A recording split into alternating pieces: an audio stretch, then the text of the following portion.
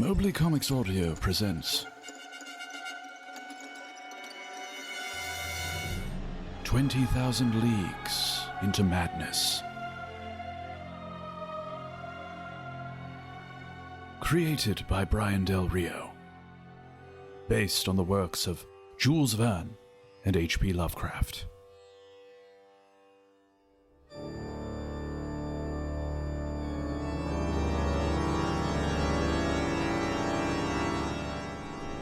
My fingers slip.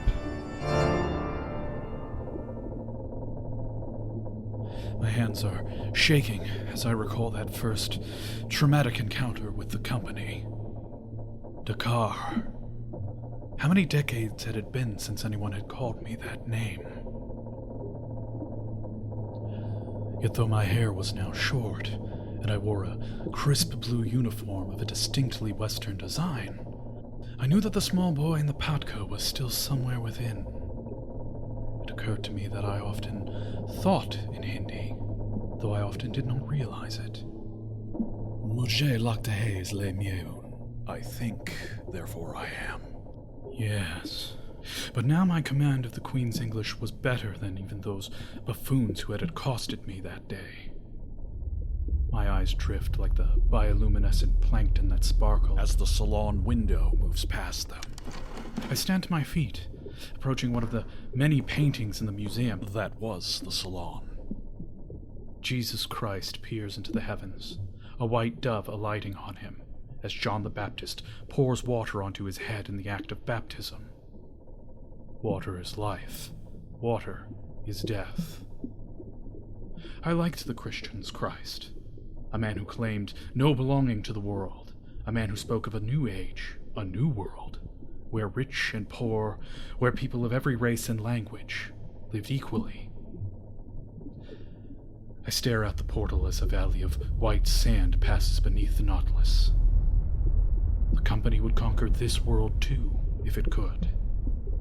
I wonder if it ever occurred to them, sitting at their churches on Sunday in Bundelkund, that they had more in common with the ruthless, conquering empire that crucified Christ than the subjugated, poor, and exploited masses that he dedicated his life to helping. Another pang of emotion rips through my heart like a bayonet. The memory of how helpless I had felt. I clench my fists, embracing that emotion which the Christian's Christ would never have condoned. I wipe yet more sweat from my brow as I stride past the statues and displays to the lavishly furnished saloon at the back of the salon. I select the whiskey, brewed from the wheat-like buds of seagrass. My new world provides all. It burns pleasantly down my throat, warming my chest like a hearth. I really should stop. But as the Christ said in the Gospel of Luke, beware casting out a demon, lest he come back with 7 more powerful than himself. I don't think I can afford any more than I already have. For if my history with the company put any demons in my heart, then the bottle was the least of them. Chapter 2. The Doctrine of Lapse. Starring Brian Del Rio.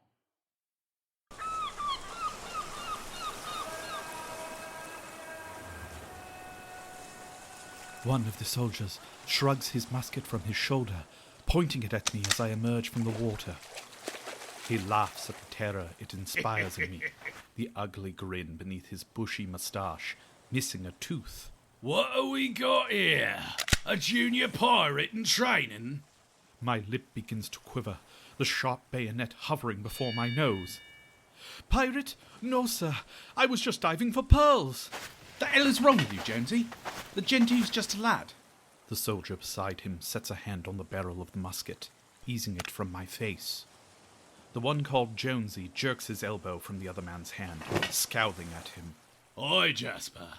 A lad on the road to perdition, thieving from the company. Jonesy snatches the oyster from my shaking hand, unscrewing the bayonet from his musket.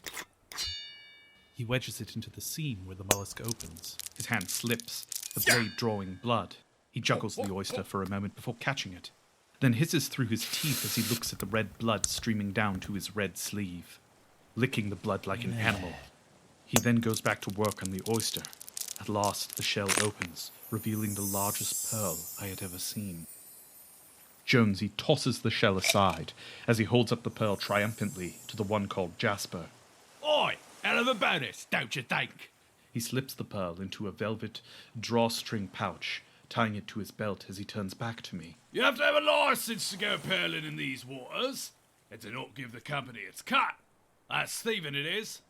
My eyes widen, a tear slipping down my cheek as Jonesy unhooks a whip from his belt.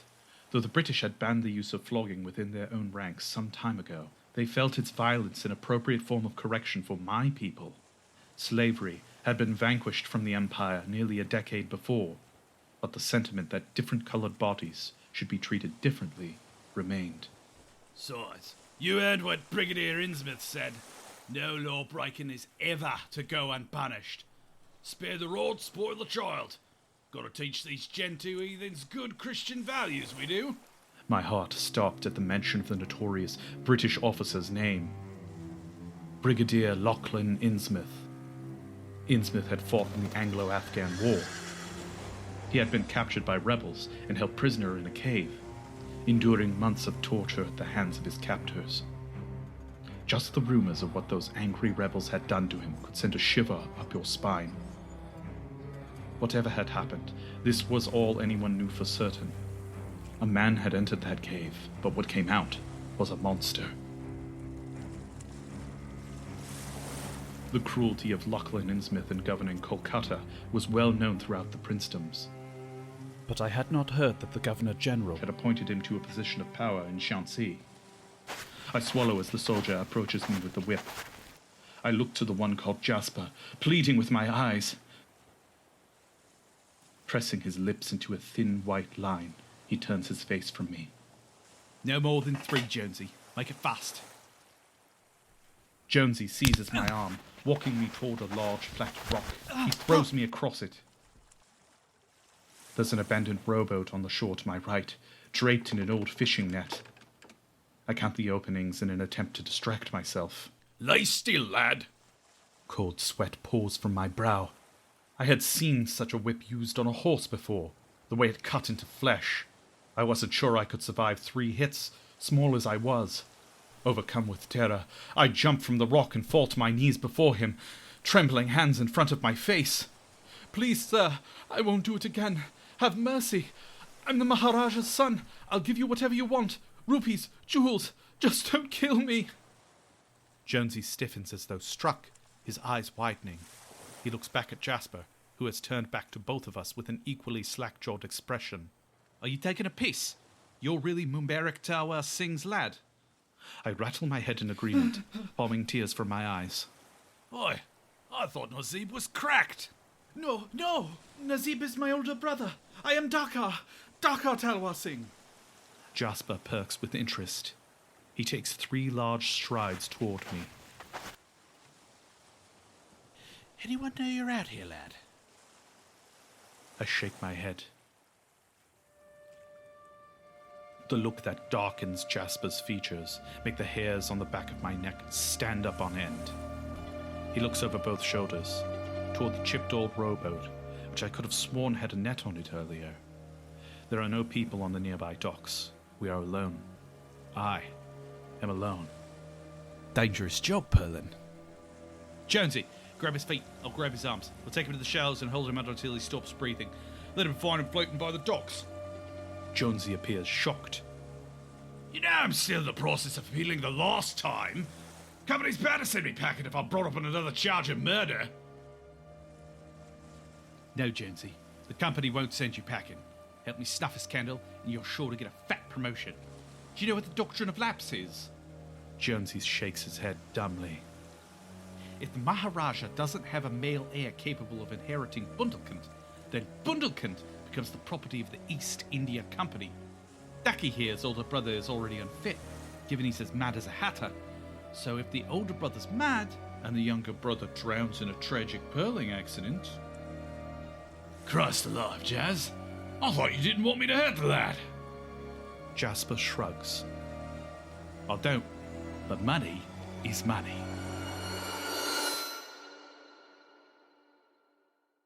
Don't touch that button. 20,000 Leagues into Madness will continue after this short ad. Did you know the creator of this podcast also publishes comic books? If you enjoy history, science fiction, and fantasy, then you should check out Chronospire. In a world of elves, orcs, and dwarves, an elven scientist invents a time-traveling tower to save her world's future, but accidentally resurrects a far deadlier evil from its past. Along the way, she'll encounter T-Rex-like prehistoric dragons, dark elf gunslingers, and orcs fighting in the trenches of a world war. Read along with a podcast dramatized exactly like the one you're listening to. Get your copy of Chronospire Volume 1 on Kindle, Comixology, iTunes, or in print at Amazon.com.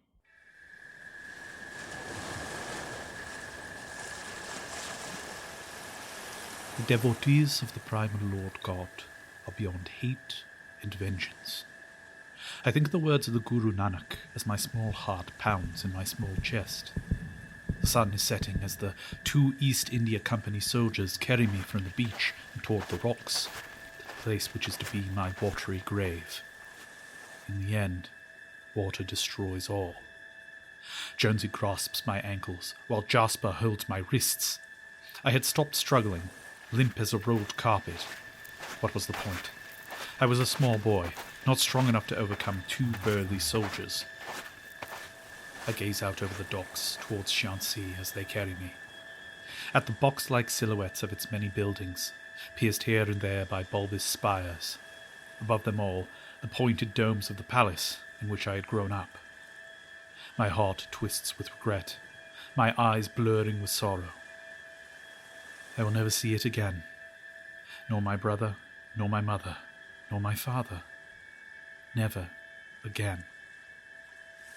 As I watch, points of yellow light flood the streets of Shanxi, as if the stars themselves had been poured from the heavens. I had forgotten. It was the first night of Diwali, the Festival of Lights, an observance shared by Hindu, Sikh, and Jain alike, a celebration of light's triumph over darkness. I peer up at Jonesy's ugly expression, at the eagerness in his gap-toothed grin. Triumph? What triumph? While the city brightens in the distance, glinting off the bayonet Jonesy had shoved haphazardly into his belt, a shadow fell across my heart. A small dark seed shooting down its first, inconsequential root. I felt a strange new emotion taking hold of me, one I had never felt before. The devotees of the primal Lord God are beyond hate and vengeance. It floods my blood with a chemical strength and a sudden, undeniable will to act. My small hands tighten into fists. Bastards! Let me go! I drive my foot across Jonesy's ugly grin, wiping it from his face. He thumbs blood from his lip, using the hand now wrapped in a white cloth from his earlier injury. Got some fight in him after all! He grips my ankles, squeezing them until the bones feel on the verge of snapping.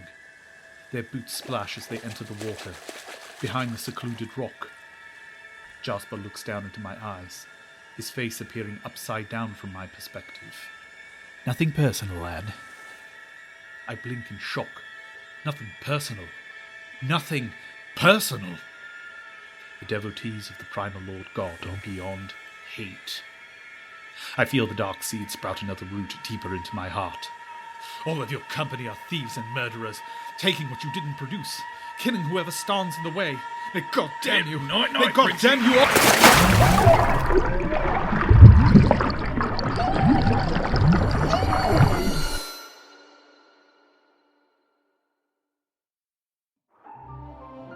Mobley Comics Audio.